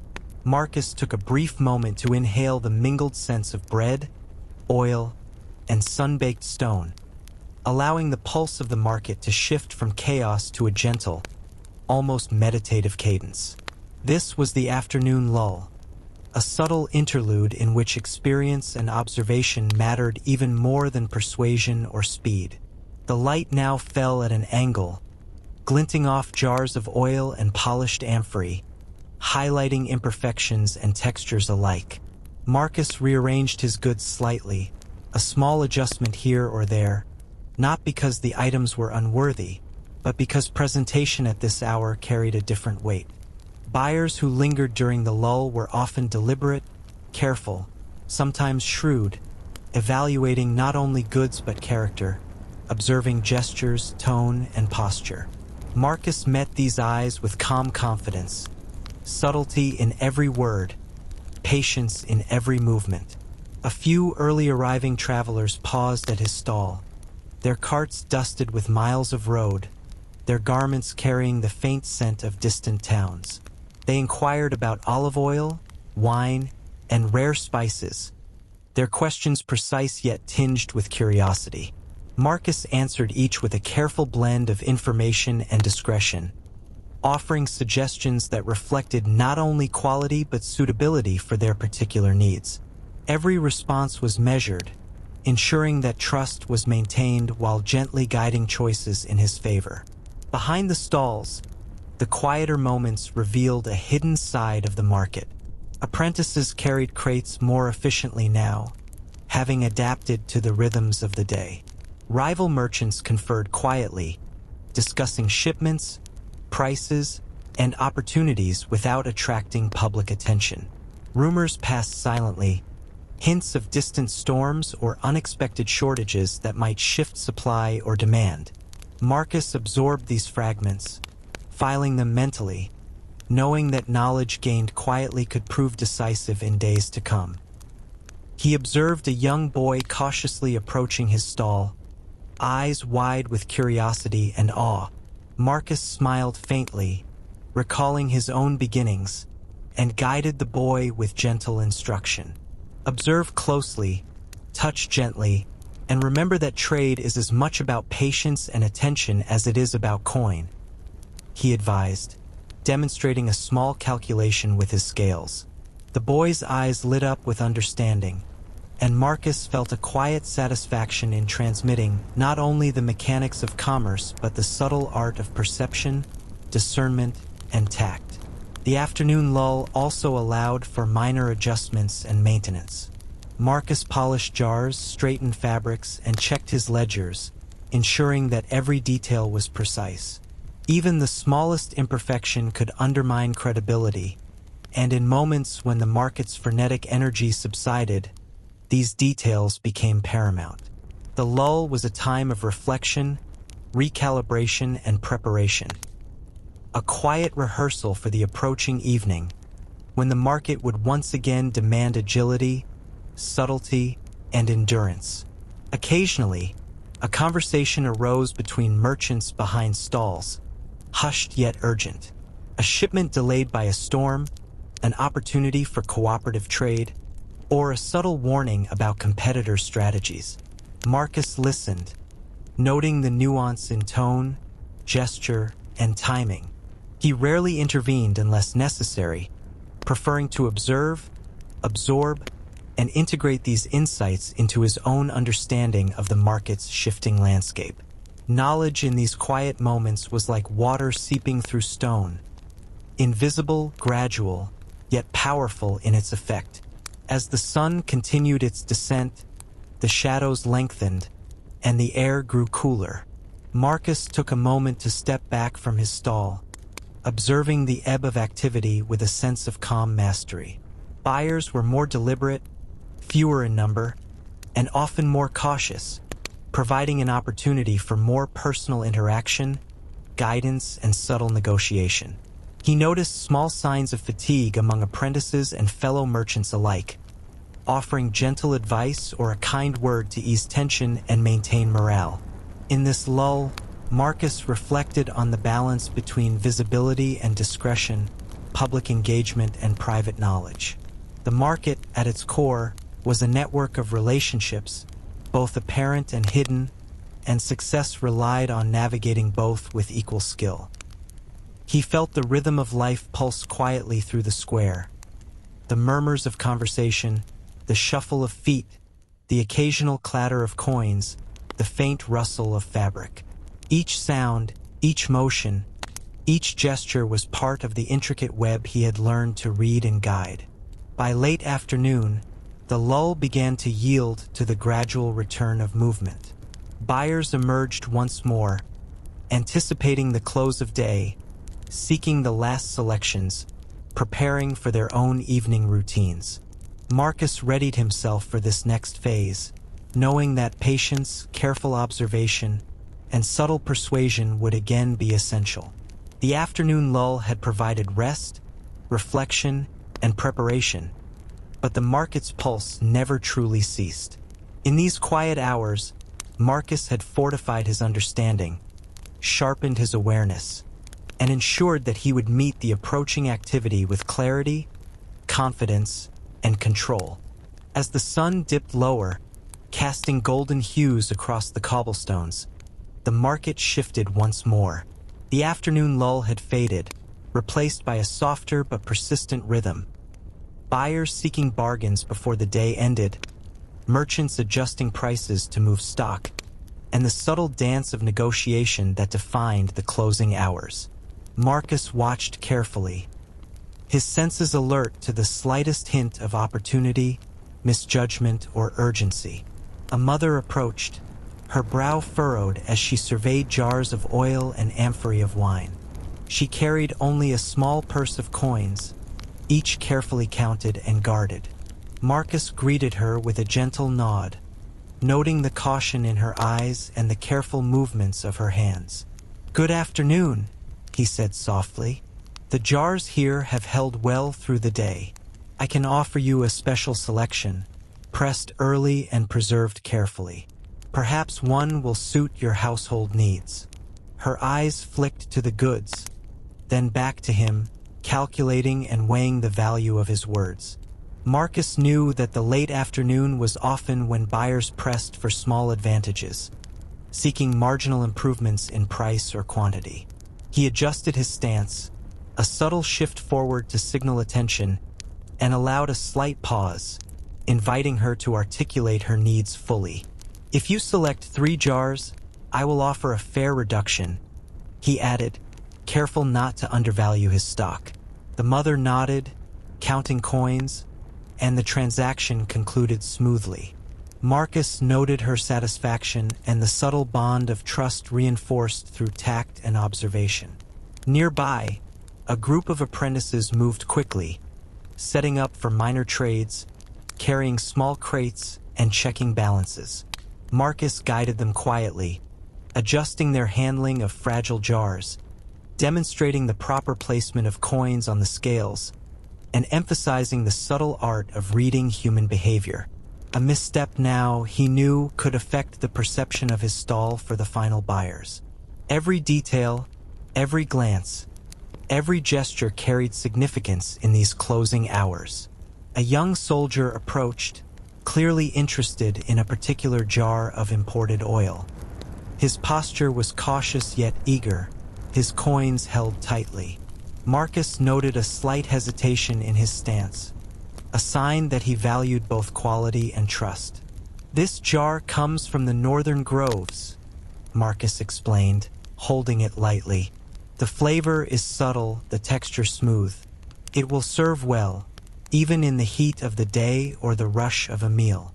The soldier examined it, tapping gently, inhaling the faint scent, and nodded in approval. Marcus facilitated the exchange with careful precision, weighing coins with deliberate care, confirming the balance, and handing over the jar with a gesture of reassurance. Throughout the late afternoon, small clusters of buyers emerged, each carrying their own motivations, limitations, and expectations. Marcus observed not only their words but their expressions, their posture, the timing of gestures, and the cadence of speech. Some sought bargains quietly, others tested his patience with small challenges or attempts to negotiate further. He met each with calm authority, maintaining fairness while subtly guiding choices in his favor. Behind the scenes, rival merchants moved strategically, observing the flow of buyers, adjusting their prices, and occasionally testing alliances. Marcus noticed a subtle shift in the behavior of a neighboring stall, where a shipment of dried figs was being offered at a slightly lower price. He adjusted his own approach, emphasizing quality, freshness, and provenance to retain interest while ensuring that his goods remained desirable. The interplay of strategy, observation, and subtle persuasion was constant, even in these seemingly simple interactions. A young apprentice, inspired by Marcus's methods, attempted to assist with the transaction, but misjudged the timing and placement of coins. Marcus intervened quietly, correcting the handling without embarrassment, demonstrating once again that subtle guidance and calm correction were as important as the goods themselves. The boy nodded, absorbing the lesson, understanding that commerce was an art of attention, patience, and human understanding, not just an exchange of coin for commodity. The late afternoon carried a sense of gentle urgency. Buyers knew the day was ending, merchants knew stock must be moved, and each interaction carried the invisible weight of opportunity and consequence. Marcus navigated these currents with practiced skill, balancing attention to multiple parties, adjusting tone and gesture as required, and ensuring that every exchange left both sides satisfied, the flow of trust intact. As the sun touched the horizon, casting long shadows and bathing the market in a warm amber glow, Marcus prepared for the final phase of the day. The late afternoon bargains had tested patience, observation, and subtle skill, and he had met each challenge with precision. The market's pulse was about to slow, but a final set of interactions awaited, delicate and crucial. Closing deals, settling accounts, and reinforcing relationships that would carry over into tomorrow. In the amber light, Marcus paused briefly, appreciating the rhythm of trade, the complexity of human interaction, and the quiet satisfaction of navigating another day successfully. He knew that the evening would bring its own challenges, private discussions, and subtle negotiations, moments that, though invisible to the masses, carried significance far beyond coins or jars. As the sun lowered behind the distant hills, painting the city in shades of amber and crimson, the market began its gradual descent into closure. The clamor softened, replaced by the muted sounds of merchants packing away goods, carts creaking as they were wheeled to storage, and the occasional distant laughter of children returning home. Marcus moved with deliberate care, overseeing each transaction, guiding his apprentices, and ensuring that the day's final hours maintained the rhythm and dignity that he had cultivated throughout. The closing hours were a delicate balance between haste and attention. Buyers arrived for last-minute purchases, often seeking small reductions or pressing for minor advantages. Marcus understood that patience was paramount, even when fatigue tugged at the edges of his focus. Each decision, each negotiation carried weight, not only in terms of immediate profit but in the long-term reputation he had built carefully over years of trade. A group of laborers approached, weary from work but intent on acquiring bread, olives, and oil for their households. Their movements were purposeful but tired, and Marcus met them with calm courtesy, guiding them toward the items best suited to their needs. He allowed space for them to inspect jars and baskets, speaking softly yet deliberately, conveying quality and value without aggression. By the time coins were weighed and exchanged, the laborers left satisfied, their trust reinforced not through showy gestures, but through precise attention and respect. Meanwhile, rival merchants prepared to leave, closing stalls with efficient motions, some casting glances toward Marcus's wares, others negotiating quietly among themselves. The market, even in its descent, was a living organism, and he remained attuned to the subtle shifts in behavior. Each glance, each hesitation, each whispered conversation contained information, intelligence that could guide future strategies, reveal trends, or warn of impending competition. Marcus absorbed these currents, filing them for reference, understanding that closure was not an end, but preparation for what would follow.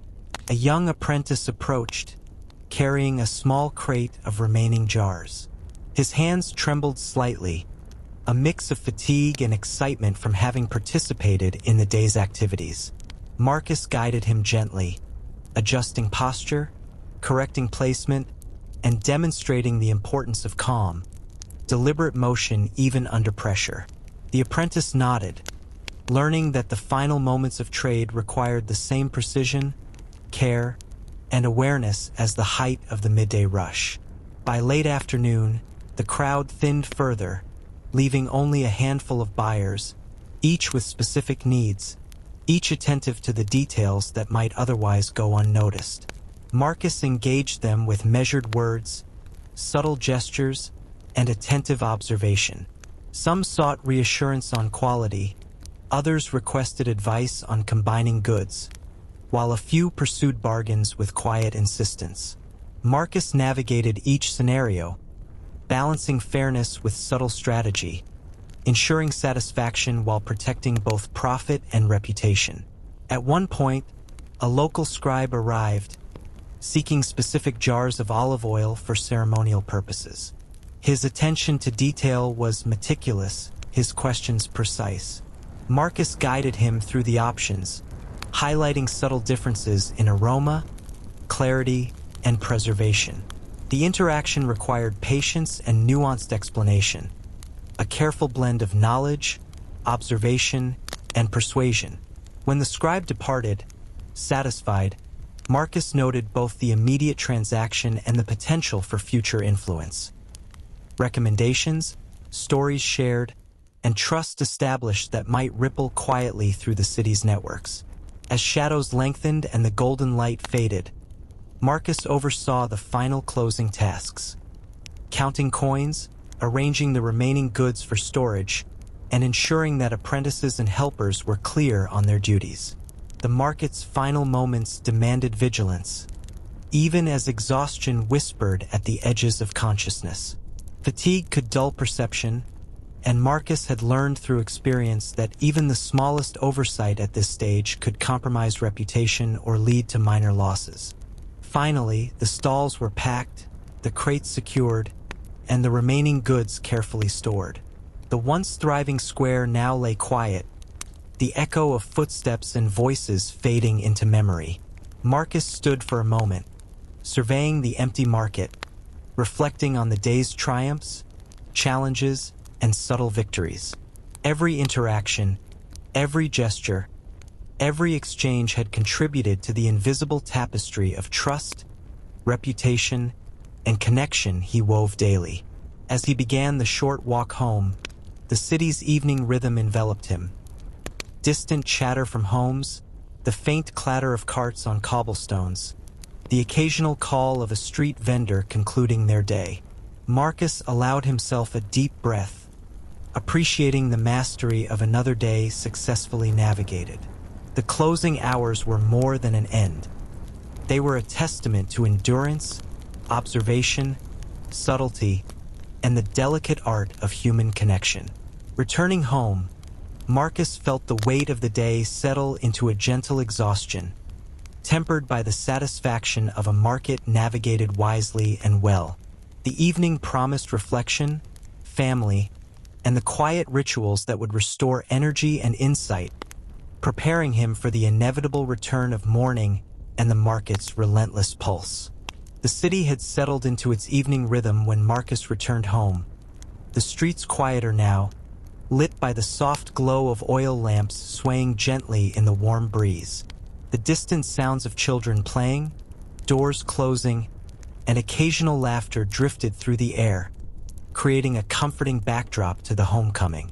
Marcus paused at the threshold, inhaling deeply the mingled scents of wood smoke, bread, and earth, letting the calm wash over him after the market's relentless tempo. Inside, Livia greeted him with a serene smile, the children sitting nearby, eyes bright yet tired, awaiting their evening meal. The home, small but orderly, offered a haven from the bustling streets outside. Marcus removed his cloak, set down his coins carefully, and allowed a moment to simply observe the familiar, the comforting, and the enduring. The evening, unlike the market, unfolded slowly, gently, its rhythm unhurried and its tasks deliberate. Dinner was simple but nourishing: bread, olives, a small portion of cheese, and a modest jug of wine. Marcus ate slowly, mindful of the flavors and textures, letting the day's events settle in his mind. Reflection was essential, not just on transactions, but on subtleties, interactions, and the lessons embedded in each. The mother of the house, Livia, shared small observations from the day: the children's minor adventures, neighbors' visits, and small ripples of gossip that carried undercurrents of news or caution. Marcus listened, valuing even these seemingly mundane details, understanding that commerce and community were inseparable, each subtly influencing the other. After the meal, Marcus took a moment to examine his ledgers. Coins were tallied, balances checked, and notes reviewed for discrepancies, however minor. The discipline of record-keeping was as much a ritual as a necessity. Every mark, every number, every annotation represented trust. Trust between himself, his customers, and the unseen networks of trade extending beyond the city walls. Accuracy in accounting was a reflection of character, diligence, and respect, and Marcus approached it with quiet reverence. Once the ledgers were in order, Marcus sank into the softer rhythm of memory and contemplation. He thought back to the morning, the first buyers, their gestures, hesitations, and satisfaction. He revisited the midday rush in his mind, observing the interplay of strategy, patience, and subtle influence. Each detail, no matter how fleeting, had contributed to the day's outcome, teaching lessons, reinforcing patterns, or revealing small opportunities for improvement. Reflection, Marcus knew, was an essential tool, as much as scales, coins, or carefully arranged jars, in mastering the subtle art of trade. Outside, the faint chorus of crickets and the gentle rustle of leaves under night wind accompanied the quiet. Marcus allowed his thoughts to drift to the broader patterns of life in Rome. The interwoven relationships of merchants, apprentices, travelers, and neighbors. The invisible currents of trust and reputation. The endless cycle of preparation, negotiation, and observation that sustained the city's pulse. Life in the market, he realized, was not isolated from life in the home. Each influenced the other. Each demanded care, patience, and awareness. He thought of the apprentices who had aided him, observing their growth, confidence, and mistakes. Each interaction had been a lesson, not only for them but for Marcus himself. Teaching, guiding, correcting, and observing were intertwined with commerce in ways more profound than immediate profit or loss. The market was a living classroom, the city a teacher of subtlety, and every day presented new insights hidden in ordinary transactions. As darkness deepened, the family settled into quiet tasks and conversation. Marcus lingered near the window, watching the last lights flicker in distant homes, feeling the rhythm of the city slowing under night's gentle influence. Trade, negotiation, and human interaction never truly ceased. Even in quiet hours, the potential for opportunity, reflection, and connection remained alive. The day's lessons, stored carefully in memory and practice, would guide him tomorrow, ensuring that experience and observation informed every decision anew. Before retiring, Marcus walked briefly through the home, noting small details: the arrangement of utensils, the placement of jars, the quiet hum of his children sleeping. Each detail, though seemingly insignificant, reflected care, order, and a subtle understanding of human needs. In commerce as in life, it was the attention to such minutiae that distinguished competence from mastery. As he finally lay down to rest, Marcus allowed a sense of quiet accomplishment to settle within him. The day had tested patience, observation, and subtle skill. It had offered victories both visible and unseen, and in the soft embrace of evening, he understood that mastery of the market, of human behavior, and of daily life was a continuous practice. A rhythm, a flow, a quiet art performed one measured step, one observation, one decision at a time. Night deepened over Rome, wrapping the city in shadows and quiet whispers that contrasted sharply with the bright chaos of the day. Marcus, however, was far from idle. Even as the household settled into rest, he moved deliberately through the rituals of night preparation, a series of small, methodical acts that ensured both home and trade were ready for the coming day. The first task was the careful inspection of the remaining goods. Amphorae, jars, fabrics, each item required attention, not only for immediate security but for preservation. Olive oil could sour if improperly sealed. Wine could spoil if left exposed. Fabrics could stain or fade in the wrong conditions. Marcus touched, shifted, and checked each item with meticulous care, noting minor imperfections, marking jars for early inspection the following morning, and rearranging what might otherwise be forgotten. The night offered a clarity that the day's clamor obscured, a quiet perspective that allowed subtle, preventive measures. Next, he reviewed his ledgers once more. Coins were recounted, notes checked, and transactions mentally reviewed. Even small discrepancies mattered. They could reflect errors, miscalculations, or the faintest hint of dishonesty. Marcus approached this task not with urgency but with deliberate precision. Night offered an environment for reflection, where distractions were minimal and the mind could work freely, weaving patterns from the day's events and considering adjustments for tomorrow. He then inspected his apprentices' small contributions. Crates were properly stored, minor mistakes noted for future instruction, and tools carefully arranged. Marcus understood that each act of order reinforced both confidence and habit, teaching through example the value of care, patience, and discipline. Even a single misaligned jar or misplaced tool could, over time, erode efficiency, trust, or the subtle rhythm of the stall. With practical matters settled, Marcus turned to the more subtle rituals of reflection. Standing near the window, he looked out over the quietened market streets, observing the soft flicker of distant lamps, the glimmer of torches carried homeward, and the gentle sway of banners now dormant. He allowed his mind to replay the day, interactions with buyers, subtle shifts among rival merchants, patterns in purchasing, hints of preference, and the quiet triumphs of successful guidance. Reflection was an essential part of preparation. The memory of choices, gestures, and words shaped future strategy, sharpening instinct and intuition. Occasionally, the night was interrupted by distant sounds. A cart returning late from a neighboring district, the bark of a dog, or the low hum of conversation from a nearby home. Each sound was noted, catalogued mentally, and folded into the awareness of the city as a living, breathing organism. Marcus had learned that opportunity, risk, and insight did not confine themselves to daylight.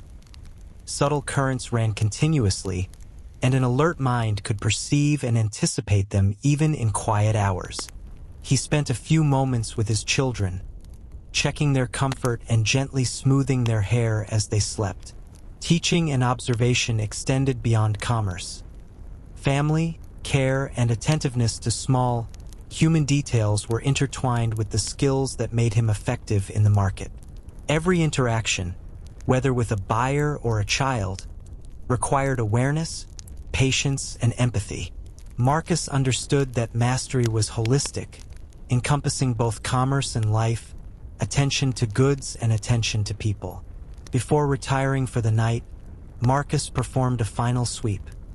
Doors secured, tools arranged, and a lantern placed to light the path for early rising.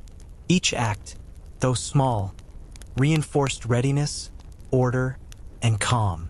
The night itself was a companion in these rituals, offering clarity, perspective, and the opportunity to anticipate.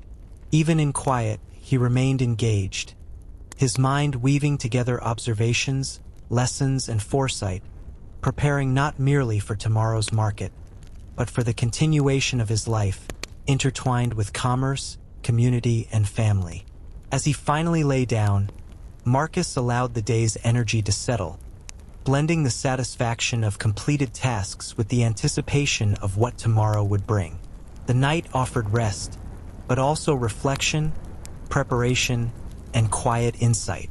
In this delicate balance, he understood the rhythm of his existence, a continuous cycle of observation, action, and subtle mastery, where each day's choices echoed into the next, and every night's reflection fortified the path ahead.